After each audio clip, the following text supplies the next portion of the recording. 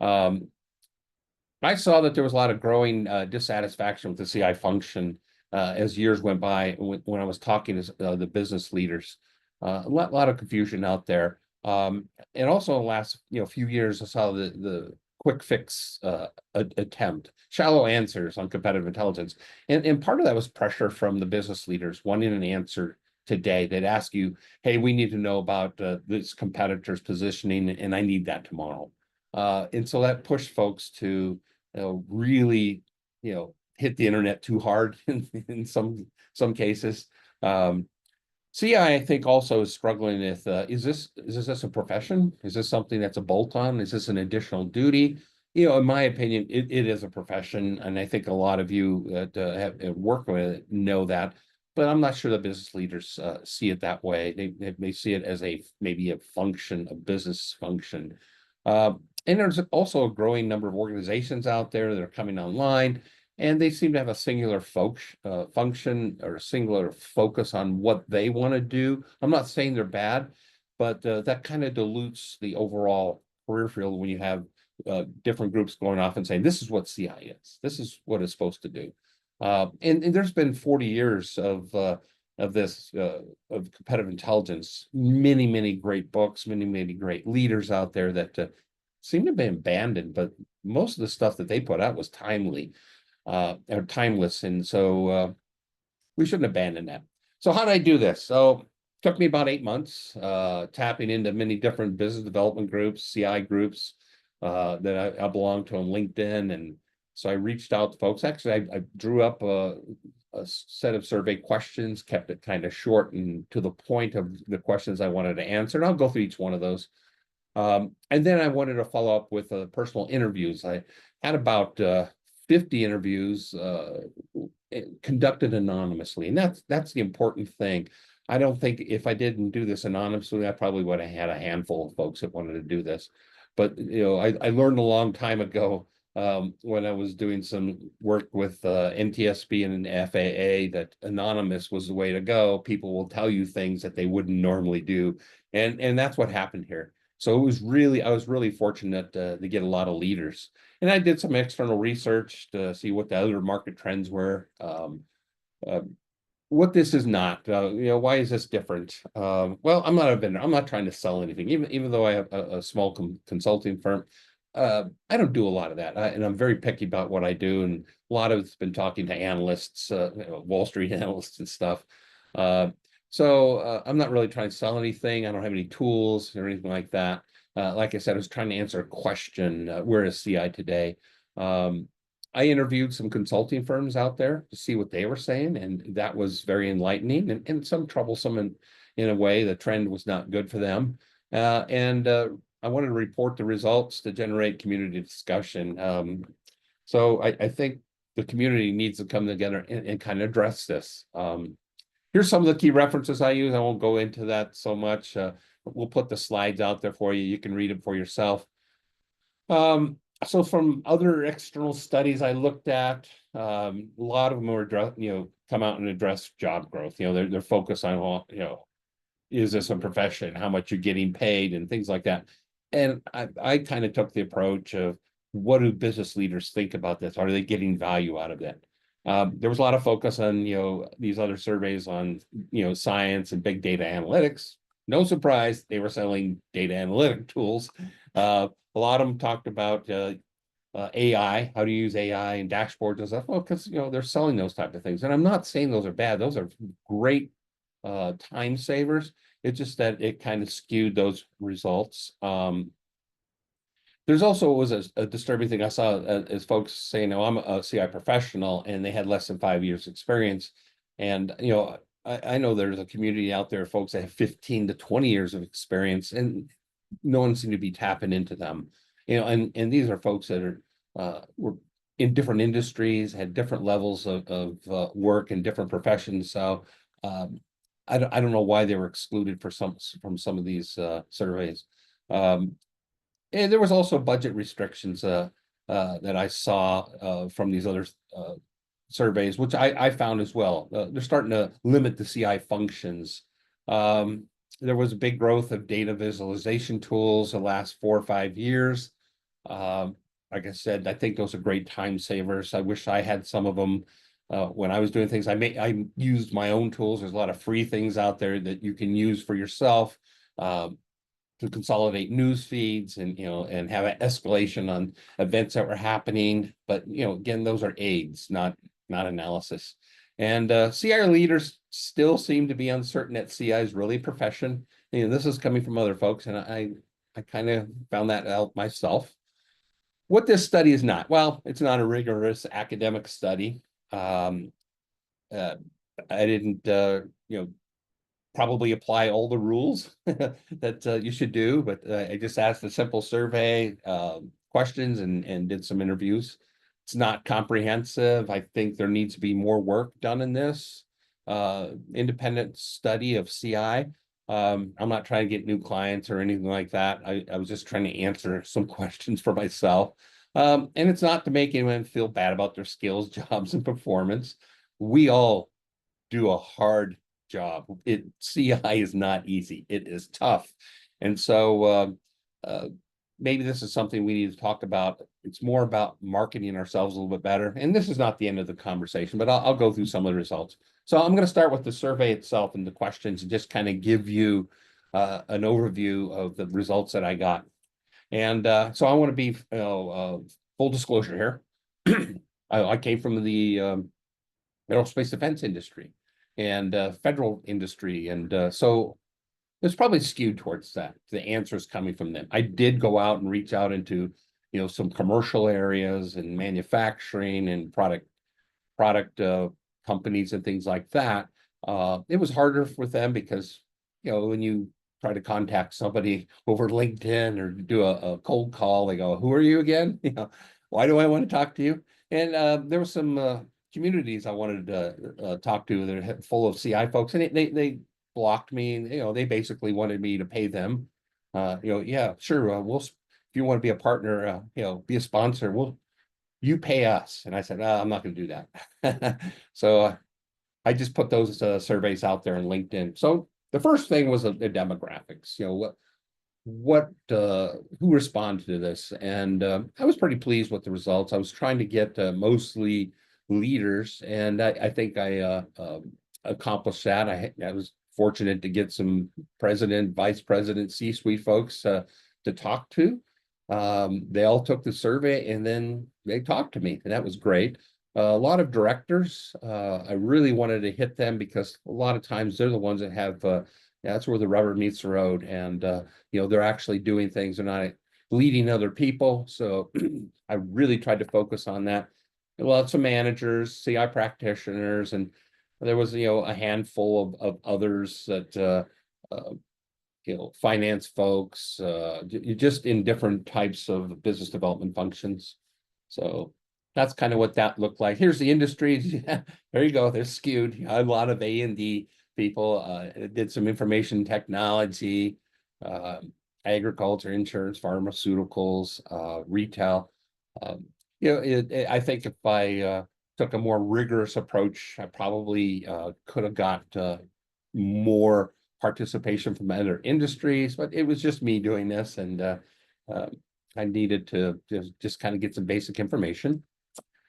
So what is the general perceptions of competitive intelligence? I'll go through the questions now, and I'm not going to go through everything in detail. This is dense for a reason. I'm going to use this as a resource later when I'm putting together my thoughts on this. But so I'm not going to read everything in here, and the slides will be made available to you. You can take a look at them and things like that. But you'll see when we get to the question and answer part, there's some dense answers there. Rich answers, in fact. But so first question, what's the need of competitive intelligence? And mostly everybody said we really need it. Very strong need for that. Very few disagreement there. So everybody says we need it. Right? No surprise there. How about having an organic capability function in your business? That was something I wanted to answer. Are you organic? Do you have a competitive intelligence function, or are you going externally? And most of them agreed. we have an organic function in our business. It's there to some degree, either full-time or part-time, but it's organic, which is good. I think organizations need to have that in there so you can understand your business development processes in your company, and you can tailor your CI activities to what you do. And it's different. I talk to folks, we all have the same language, we all use the same analytical tools, but we do things differently, and for good reason. That's okay. You know, somebody in pharmaceuticals is going to do something different from a product manager that's selling software, right? Competitive intelligence, is it embedded in all business development capture activities? So the question here is, you know, do you have CI embedded in everything that you do? And so there was a little less agreement here. We strongly agree. So what I took from this is that it was more of a bolt-on thing. We have a priority win that we need to do, so let's put CI on it. And some of the other folks, you know, they're left to do that on their own. And that's not to say that some of those sales folks or capture folks were doing some type of CI. I think every capture manager does that, trying to figure out who their competitors are, what their customers want, what's the market environment, but they were doing it on their own, not external function. So to me, this says that it's still not recognized as something that needs to be done all the time. You know, if you're in the business world, you do marketing all the time. You talk to your customers all the time. Well, you should be doing CI all the time, not just when you need it, right? The competitive business environment has grown more competitive each year and will continue to grow more competitive in the future. And everybody agreed to that. I think not only is the environment growing each year, it's growing faster at a rate that's kind of incomprehensible. There's a lot of small businesses popping up that have great capabilities that are even chipping away at the big industry giants. So everybody agrees that it's more competitive out there. How about the question of, do you fully understand the functions and benefits of competitive intelligence? In most of the cases, they understood that. I probably should have asked the questions, do you understand what results you want, or something around the results? Because I worded this functions, I probably got a different answer from if I asked about results. So if I had to do this over again, I'd ask about, you know, what results do you get, right? How about this one here? If I need competitive intelligence, I could just buy it or use it. Use a consultant as needed basis. So there was a few out there who agreed to that. Yeah, hey, I'll go buy it when I need it. So that was a little concerning and troublesome to me, because there's some good firms out there. And I'm a firm believer that even if you have a full-time competitive intelligence function well embedded, you need to go external. You need to get that external view to break some bias, bring in one of those companies. And we did that, especially on very important wins. We would get companies to come in. And I had some really great capture managers I worked for. I would go do some trade show work, and they would hire people that they wouldn't tell me about. And I would get back and say, here's my results. It says, oh, we hired a company and they were out there and this is what they got. And we would compare back and forth. And I think that was really cool they were doing that. If I would have known someone else was out there, I would have probably been looking for him, right? Can I get all the I can get all the market information I need to win new business off the internet with AI tools or paid competitive intelligence dashboards or subscriptions. A lot of folks disagreed on this. Some agreed. And you know, there's companies out there that provide some very, very good detailed market analysis and market research. It's not always intelligence, but I was in industries where you could buy some of those things, and that was a great starting point. It saved you a lot of time. You know, if you're a small CI function, you just can't go out and do the market research for an entire industry. It would tie up your whole team, you know, for 8 months or a year. So you go buy those things, you know, and you start off with them, but it doesn't give you the intelligence. I think that's the job of the CI person. Any questions on that real quick as we go through this? I'm going to go into the written answers. Okay, these are questions 5, 7, 8, and 9. Where I let them write about that. The question on this first one here was, what does I'm competitive? so Oh, sorry, go Rich. ahead. I Yeah. was I clicked the wrong button here. All right. A couple questions just that you may want to wrap into what you're talking about. Is the tech industry represented within the IT bucket that you were talking Yeah. about? Yes. Yeah. The tech industry. Yes. Okay. And in terms of the specific terms you're using, CI, organic CI, just so that we're all on the same page, do they vary by industry or institution? So first, organic CI, that's a function that's within the organization itself that's grown and built within it. So it did vary a little bit, and I got that more from the question and answers. Okay. If you looked at the bigger industries, the larger industries that had a lot of money, larger companies, they had tendency to have an organic function.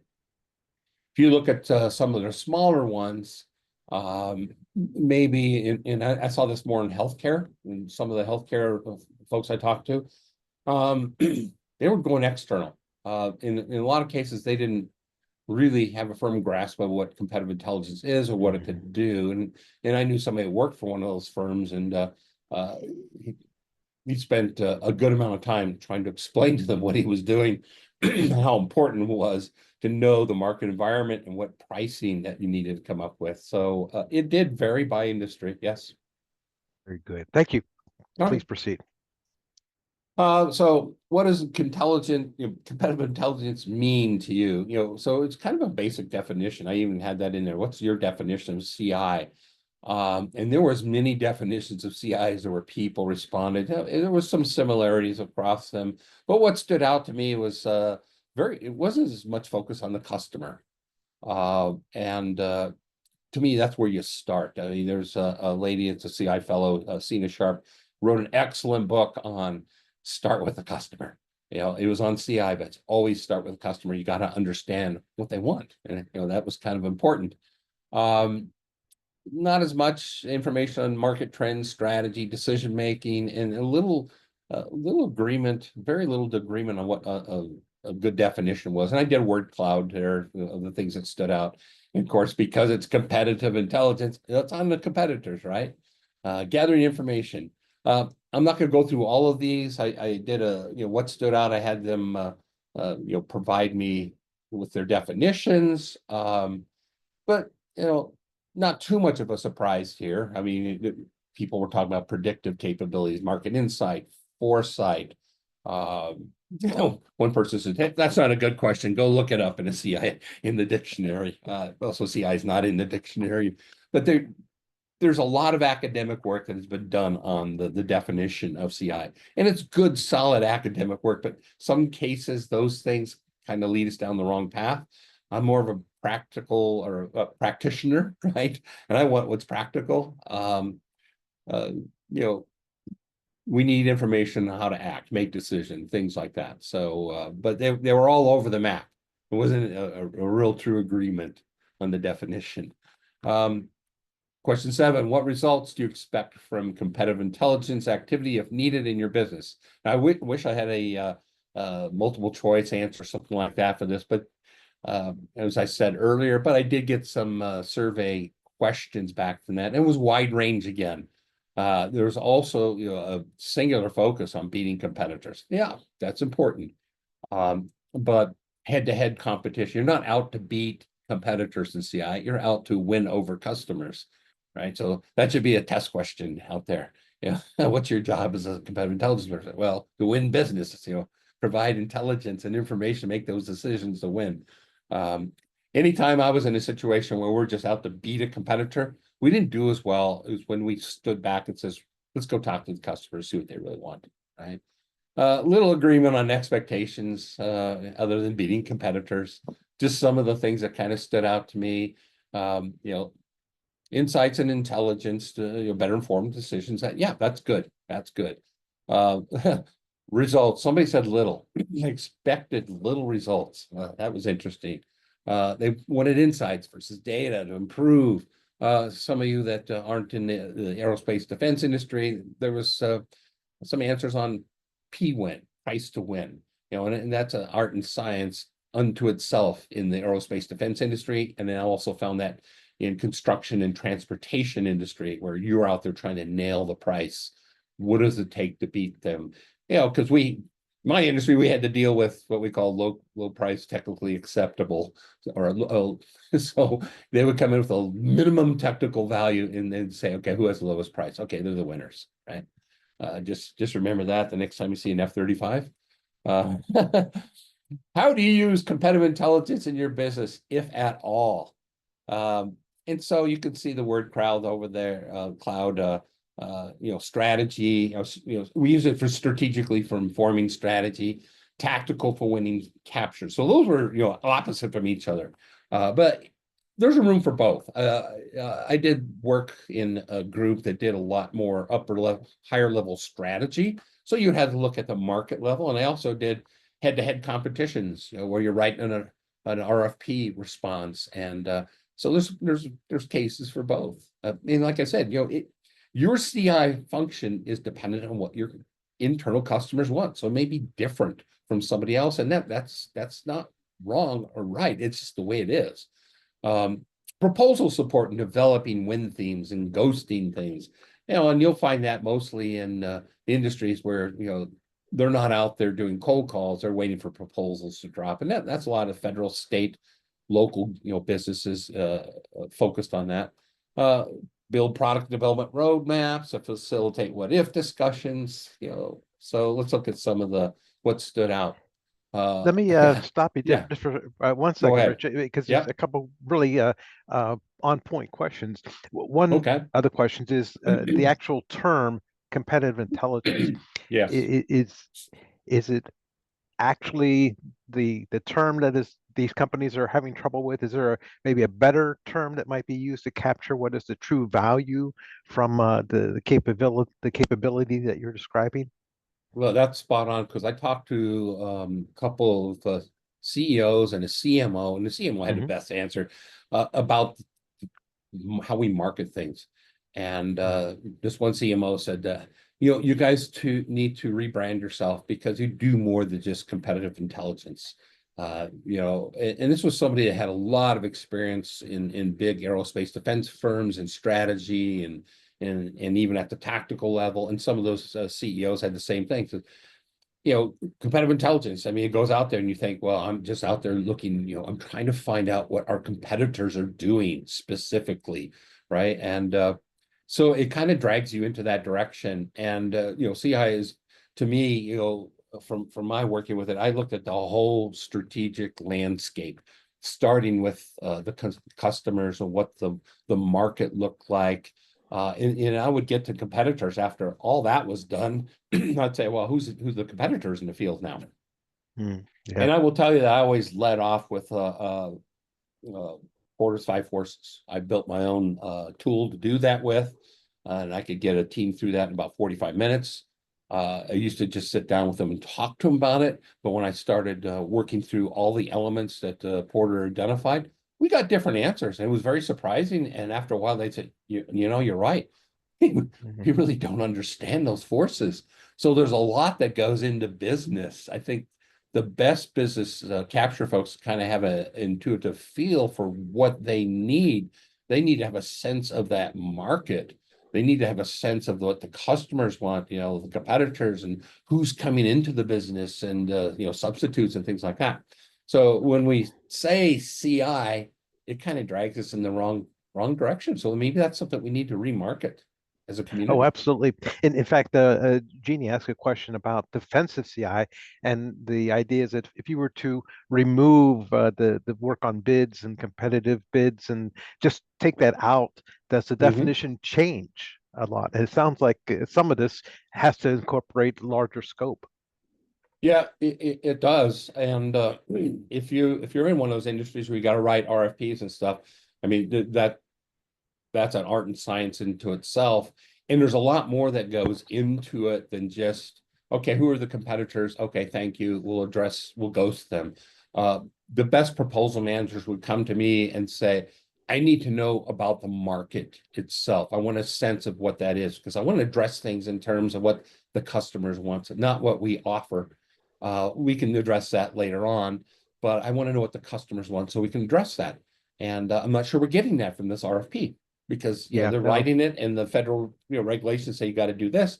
So that was Mhm. part of this. I would go talk to the customers and say, you say this, but what do you really want? And you would find these communities where, like I was working in an Army aviation uh,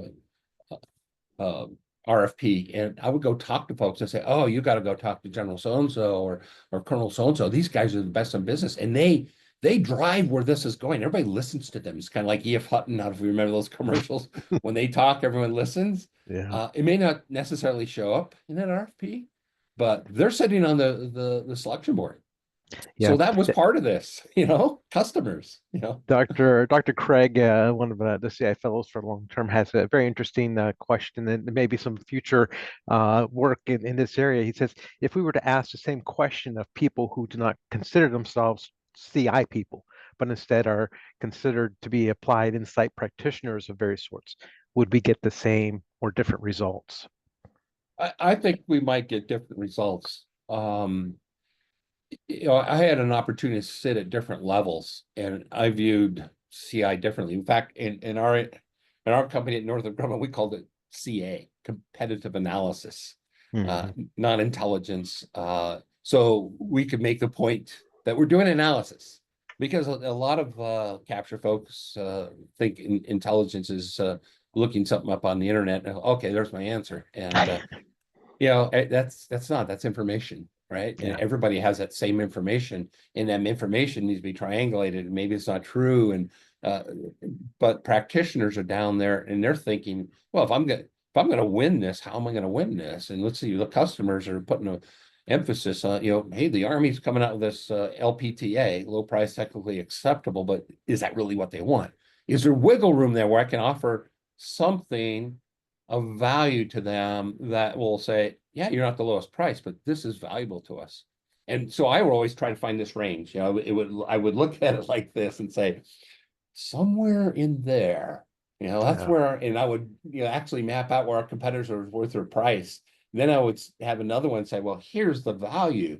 And we don't want to break their budget. You don't want to offer something more than what their budget is, which I've seen capture people do that. But maybe we move that, down a little bit or up a little bit because now I'm offering a value that they'll pay for. They'll actually yeah. pay for.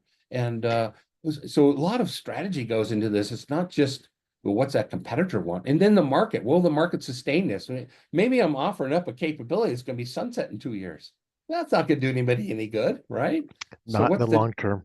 yeah, so what's the market doing? I mean, there's a Yeah. lot of, I think he's hit a great question there. Yeah, I think we get a different definition.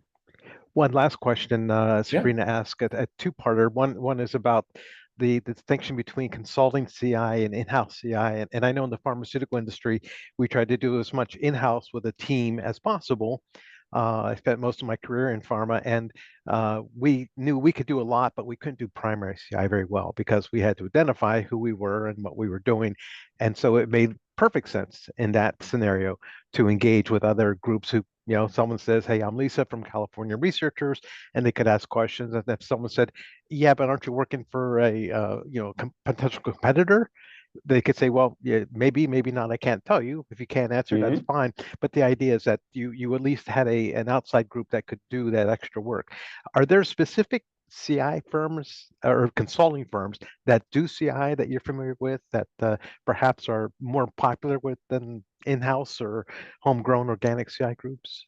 Yeah, and I think that depends on your industry. Mhm. I could list off a whole bunch. We would use companies like McNulty. We'd actually use Dasis, and they would recommend firms that you could use.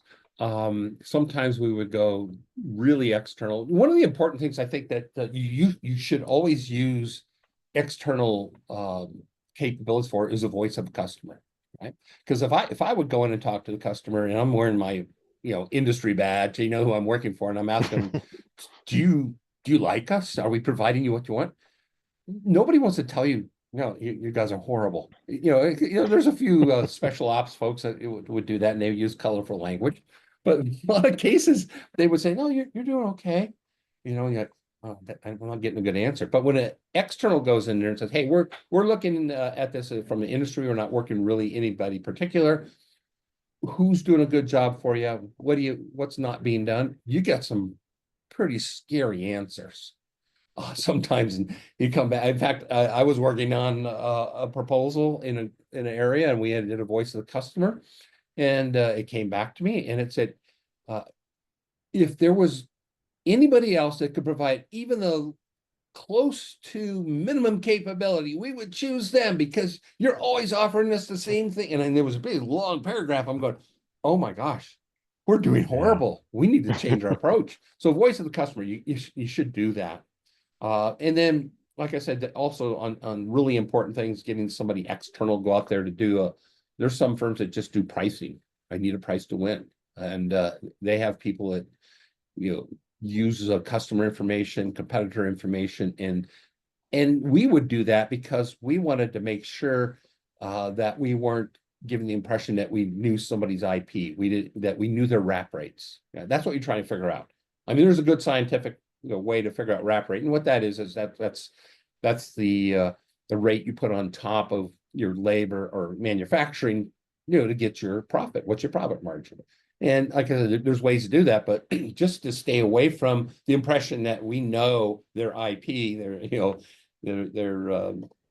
important, information, we would have externals do that, right? Yeah. I mean, there's companies that do that, and there's a long list of them, but they're different in different industries. There's different companies Well, that do. let you get back Yeah. on track So here. This anyway, has been the most helpful. We'll yeah, have some more great questions here questions. Yep. as we loop back here towards the end. So please proceed, Rich. Thank you. So again, how are you using competitive intelligence? What's the difference between table stakes and unique differentiator? Now, that was a very good answer. That's something that I think CI should be doing. Understand the customers, really, what's unique differentiator. Sometimes it takes an external person to ask that customer. Driving operational change only at the comms level. So that was an interesting question. I wish I would have had a ability to talk to the capability to talk to that person, but we did this anonymously. So let's move on. Question 9: if you had a competitive intelligence function, where in the organization would you place it? Most of them said strategy. Some said business. That was next. But it was all over the place. A lot of them, close to sales. Um, very few as close to the C-suite as possible. There seems to be a barrier to talking to the C-suite, and sometimes if you're working strategy, they need to hear directly from you. Um, what stood out? Reporting to the CEO, office of the CEO. Oh, that's because they're making the strategy.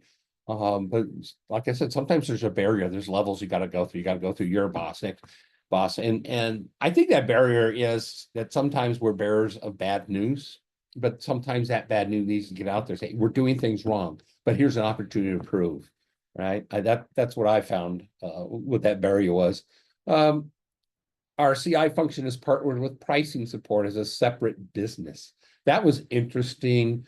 Uh, Even though I think that pricing should be working, closely with the CI folks, they should be separate a little bit. So there's some independence there.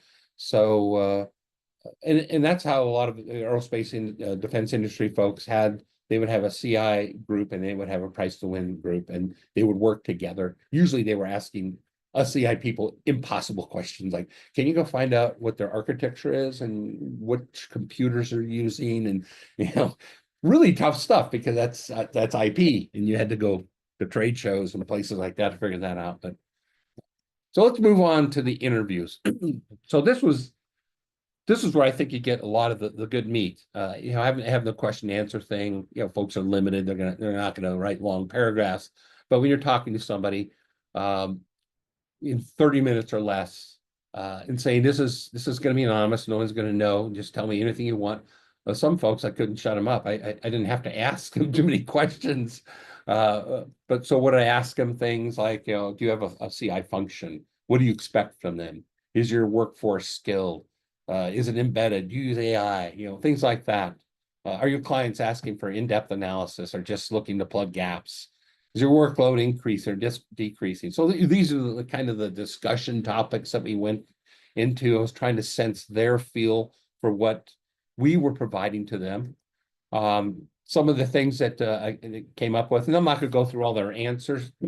I'll leave you to read those, but here's the high level view. CI is still not embedded. It's a bolt-on activity. It's still not recognized as the same professional level as an MBA or marketing professional. Go out there to try to find somebody with a master's of competitive intelligence. So it just doesn't exist. There's very few of those. There's some colleges that provide that, but when they if you look at their background, they're looking at a lot of strategic intelligence stuff, and not all of it's focused on business. Results were not consistent from CI. They're just not consistent, and that's important. When leaders don't see consistency, they lose faith and respect for what you're doing. Funding, I saw this, is starting to be pulled back from full-time overhead to, hey, there's a capture coming up or a bid, or use bid and proposal dollars. And that's a term that you'll find in the government business and this state and local business, where you separate the amount of money you're putting towards bid and proposal dollars. The bad thing about that is a capture manager will get a certain amount of that, and they're going to use some of that for them, talking to customers, going to the engineer, going to everybody else. CI is usually the last dollar that they'll give out. So that's not a good trend. Leaders agree they need CI, but not sure if that's tactical or strategic, but they need to know the strategic competitive environment. So this was interesting. It was probably more of an answer depending where they sat. If they were doing tactical work, just, we're going after this proposal, going after this proposal, or strategic, we're trying to build a franchise, right? So I kind of got different answers on there. But all of them says, yeah, we need to know the strategic competitive environment, and that's why I usually build out a foundation of the strategic market environment to start with, and get agreement on that. You guys agree with this? Is this what the market you think looks like? Okay, and then we'd start from there. And then there was a growing concern over tool mania, pushed by vendors. Some of them, the folks I talked to, they would come in with these slides. You go, what is this? What am I looking at here? First time I saw that, and I'll give you an example. I'm not saying this is the bad tool, but there was a big push for battle cards. Let's do battle cards this, battle cards that, and that's just a reporting tool. In my industry, it was quad charts, because that's what the customers was, always doing. And I grew up through that environment in the military. You had quad charts, right? You had your information there, and it was concise. So really should be looking at the results and not the tool, right? Some others, training seem to be inconsistent. Some offering online certificates, other lengthy classes, and some of them more expensive. And I'm not going to go into, hey, this is a good school, that's a bad school. I'm just telling you what they're telling me. CI has no home. They're trying to find a place. Should it be in strategy? Should it be in business? Should it be in marketing? I talked to one, says, yeah, you need to have those at different levels. You need to have CI doing different functions at different levels. Should be all over the place. Some have it at corporate level, some had it in sectors, some had it in business units, some had it assigned to product lines. And I think this is, situational dependent, right? Where you need it, that's where it's going to be. Leaders in C-suite seem to think that there is a lack of leadership in the CI profession, because there's not an agreement on the skills sets that are necessary. And when I drove into this, it was like, well, some of them, they just say the answer is a war game. We're going to do scenario analysis. And they said those are analytical tools that you use for certain reasons. But if that's the answer you're getting all the time, then that's probably what somebody sold them to do. So take it for what it's worth. Growing frustration for business leaders in the results that they get from CI professionals. Companies are starting too late in the business cycles to employ CI teams. You got to make a decision, and sometimes those decisions take 2 years to implement. So if you're getting a CI person 2 weeks from a proposal, it's too late. And I've been faced with that. Hey, we have a proposal dropping next Friday. Can you give us some CI on it? We go, well, and I would ask them, so what decision are you going to change? Or what are you allowed to change between now and then? And they'd say, well, not a lot. And I says, well, then what will the CI do for you? Right. Externals used for search capabilities and not in-depth independent views. So it's usually like our CI guys are tied up right now, so let's go buy some bodies, right? Higher CI functions, wargaming, scenario analysis, strategic forecasting, we're all down. A lot of those take time to do. And so I would ask them, so why do you, I know you like the results from those type of things. Why do you think that they're down? They said, well, because we're starting too late. It takes time to pull those together. But a lot of them agree that those are great analytical tools if you have the time for it. The trend is towards quick answers with little or time to research. And that seems to be because of the competitive environment. It's getting more competitive. Trend towards or pendulum swinging away from using consultants. And I find this troublesome because there's a good reason to use external, consultants, if not only just to, reduce your blind spots, but, get a different set of eyes on this stuff. And sometimes we would split ourselves up and I'll say, you go do your analysis, I'll do my analysis, and we'll come back into a room and see what we come up with. And that's a nice technique, but still getting an external is important. Trend to making CI an additional duty. Like, okay, we're not going to pay for CI anymore. We've been doing really good with our win rate. So, hey, business professionals, you just do it on an ad hoc basis. Well, they don't have the training for that, right? The assumption is they know what to do, and they don't. Some notable quotes: CI profession does a horrible job at marketing the profession. We brought that up earlier, right? So we're not doing a good job. The CI community needs a rebrand because no one really knows what they get when they hire a new CI professional. There's no real place to go out and find what CI is all about. Existing organizations have different definitions. These are business leaders telling me this stuff. They would do their research. And business competition has never been fiercer, yet CI professionals don't seem to have the skills to address this trend. So kind of poking us in the eye, right? So yeah, some conclusions, recommendations. I'll go through this quickly. Some of my conclusions, and you could draw your own from it. We're not universally accepted as a profession yet. We're still seen as an outside bolt-on activity, and it should be seen as a profession. In my opinion, the rise of AI tools and digital dashboards are confusing. I never showed my customers what my tool sets were. I just wouldn't want to show them the analysis, and then if they asked where I got the information, I would show them that, right?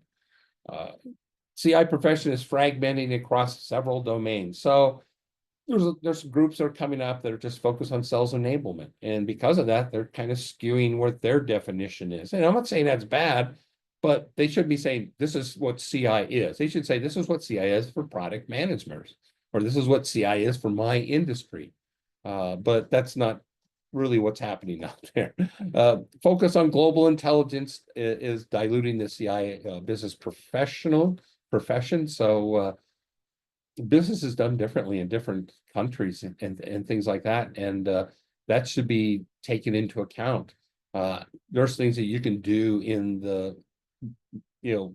in, I guess, the Far East that would be declared unethical if we did it here in the US. So there's some things that we need to look at there.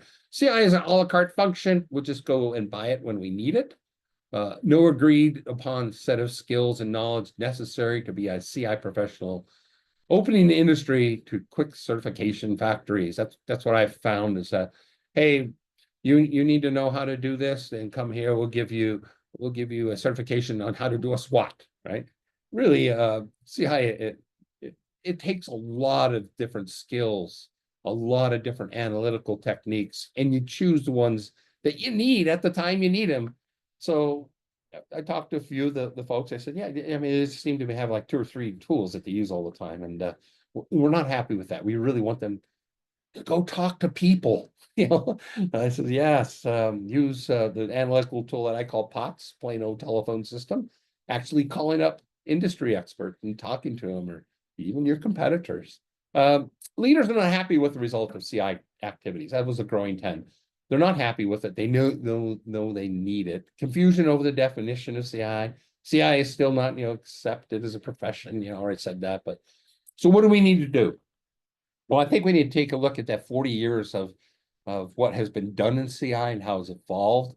And I took a lot of this stuff from paper that Craig Fleischer worked, Dr. Fleischer, and so if it looks familiar to you, Craig, that's where I got it. And I cite you in here, by the way. Evidence lack of confidence from business leaders, lack of universal agreement, lack of standards, lack of fractured professional bodies claiming this is what CI is and arguing, well, no, it's really this, and lack of strong member-run and organized CI professionals. I think the CI profession itself ought to determine what it is, and that should be made up of cross-industry folks doing CI at different levels, some doing tactical, some doing strategic, some doing market, just that's where that should come from, is kind of a fusion from all those different folks. How about we need to have a universal standard of what CI professionalism is? And this is from Fleischer Wright's paper I put together. I think they nailed this.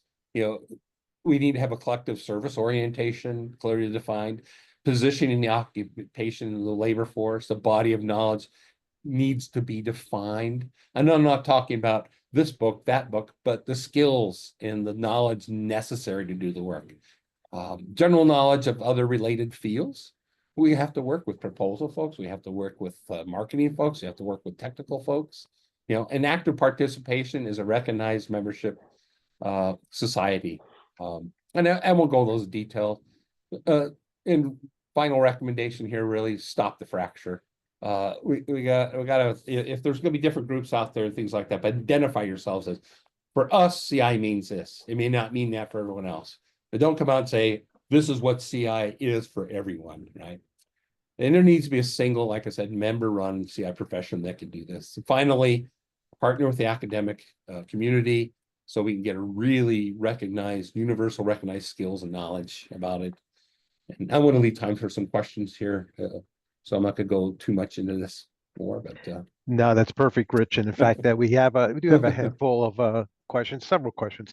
Lainey made a note that many times CI is exclusively thought about as battle cards, and then that obviously just further evidence of that the kind of bucketization that the people have.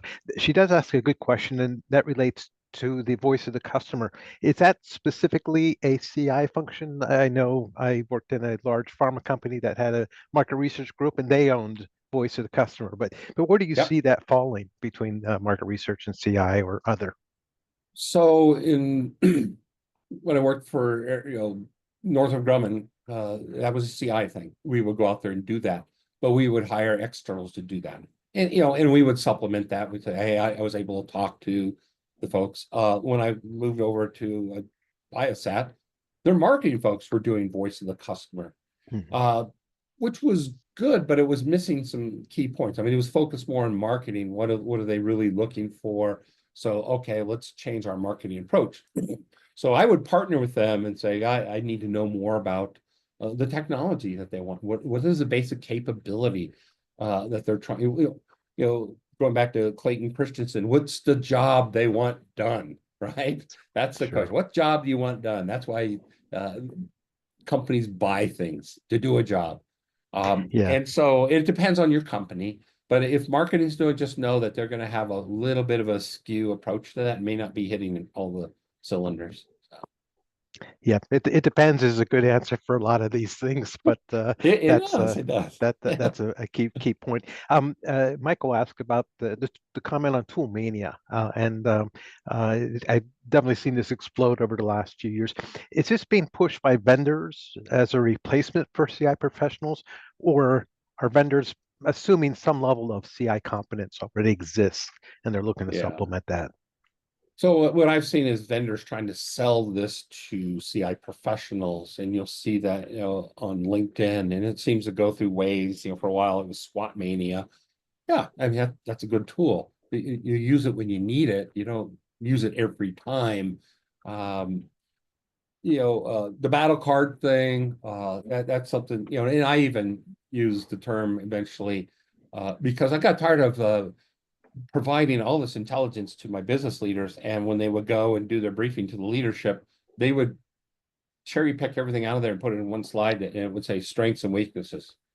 of the competitors. I'm going, oh my gosh, there's so much you're missing out of this, And so I started building, taking my quad chart and adding a little bit more fields in there. And then I said, I think they call these battle cards in marketing. So I put that name to it. And when I said that, the business leaders would include it in their slide deck. If I didn't say battle card, they would just cherry pick what they wanted off of there. And I think the leaders need to know the full aspect of and I would tailor those for each opportunity. I may have a field different, in there. And so that comes down to presentation skills.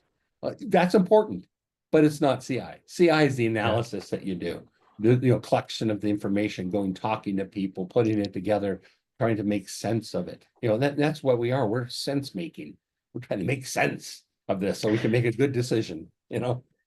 Okay, last 5 minutes, rapid fire round. Now, Mark Jussel, I've known Mark and his working strategy for the 50 years he's been doing this. He said that he's never heard of a company saying, "Oh, how nice! Competition's getting easier," and that's true. A very good point, Mark. Yeah, Claudia thanks. asked, "Why are leaders not satisfied with results? There key Well, issues or something?" I think we'll go back to a couple of key things. First of all, consistency. They're not getting consistent results. And I know that's a huge one with leaders that need to be consistent, right? They're getting a wide variance of results.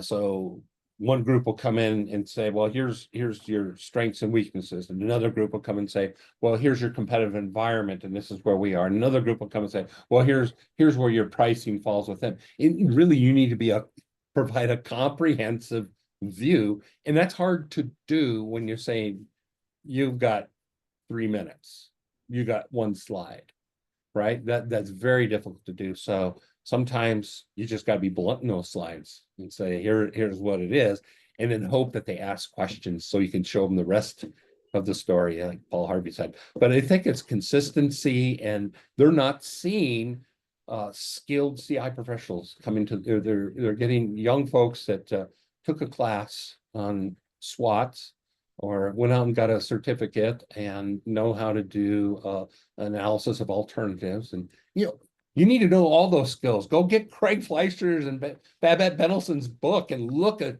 all the tools.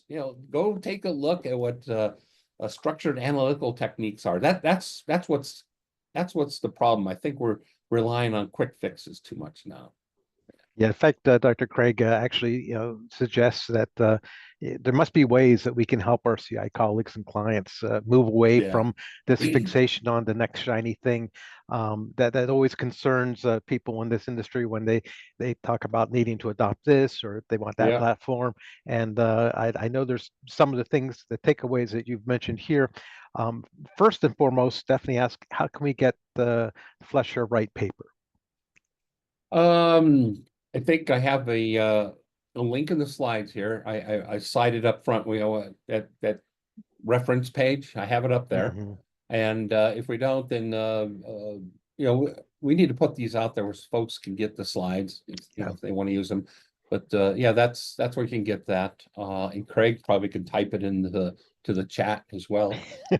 No, we'll definitely make sure But that that's but going available. back to the universal problem here, to me, I was a systems analyst, so I always looked at things as a system, and I still use those tools and skills, which you won't typically find in a lot of these other books. As a systems analyst, I would look at piece parts and a lot of things that went on, and so I would structure my analysis a certain way. Like I'm going to look at it this way.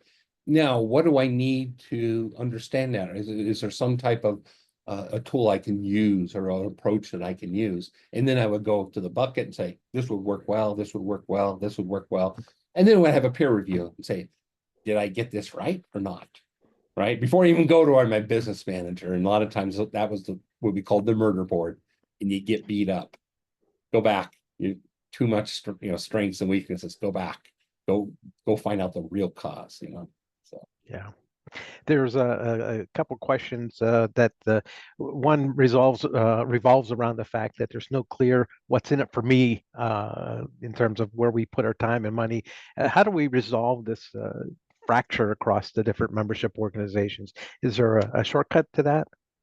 Well, I think we need to address the umbrella of the competitive intelligence. Maybe then we need to change the name of what, like I said here, what's the recognized skills, knowledge, and attributes of the profession. Now, I may use different ones if I'm doing a product management, or different ones if I'm doing strategy. But there should be some recognized skills, and what are the results that I can give leaders? I mean, that was an important one. What are the results? I need results. I need intelligence to make a decision. Don't show me, you know, charts where, you have companies all over the place. I need results. So sometimes we should make recommendations. Hey, I recommend that you, come off of this technology a little bit and offer something a little less, or you're not going to win. I mean, that's what they're looking for. You know, Yeah. It's if we had all the answers, you'd be rich and be telling people what to do, and that's that's it. simply not the case. And you mentioned a key point, which is even the idea of harmonizing the training and certification. I mean, these programs in many respects are competing with each other. Ben Galat's been doing this for years. Will he retire at some point from ACI? I don't know, but there's a lot of things up in the Yeah. air as it relates to this. So Yeah, by the way, ACI is fantastic. yeah. I sent my people, it's not out of the box. You gotta tailor it, but it gives you those skills and knowledge to build from. There's some other ones out there that are good, but I'll do a plug for them.